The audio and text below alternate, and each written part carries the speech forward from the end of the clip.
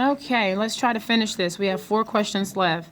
Number 14, Garrett started with 5 bracelets, so the word start implies that 5 is the y-intercept. That means 0, 5. After working 3 hours, he now has 11 bracelets. So, remember, time is always independent. That means this is the x variable. If this is the x variable, bracelets would be the y variable because the number of bracelets depends on the number of hours I've been working. And when I say the number of bracelets depends, how many I've made depends on how long I've been working on them. That means I gave you a point. 3 is the x, 11 is the y. Now that I have these 2 points, how do I find the slope?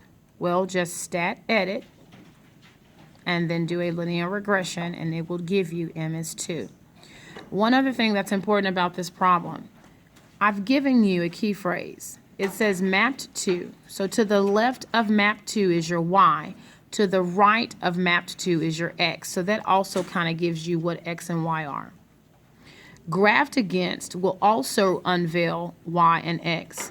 The number of bracelets is the phrase in front of graphed against. That means that the y would represent bracelets and the x would represent time.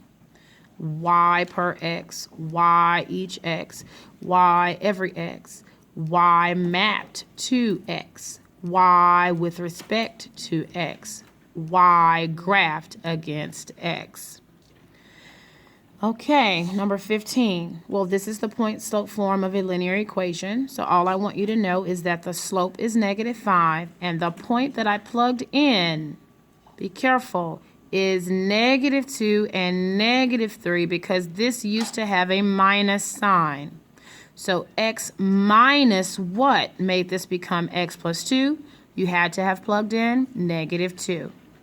Same thing here. This was y minus what? Had to be -3 that was plugged in to make this y plus 3. So the point used in this example would be -2, -3. Number 16 is simple. There is my catchphrase, jumping jacks each day. That means what? Y would be jumping jacks. The days would be x. Now, if that's true, what is this information bolded? Those are points. I have 2 points. What can you do to find the slope? Stat edit. Very simple. Last question. I need to write the domain and range. Well, there's the equation, and the maximum amount of gas is 5.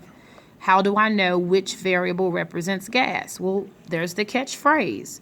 Each, y, each x. So miles would be y, gas would be what? X. So the 5 goes in the first column. Figure out what goes in the last column. Take a 5, multiply it by 30, you get what? 150. So 0 to 5 is the domain.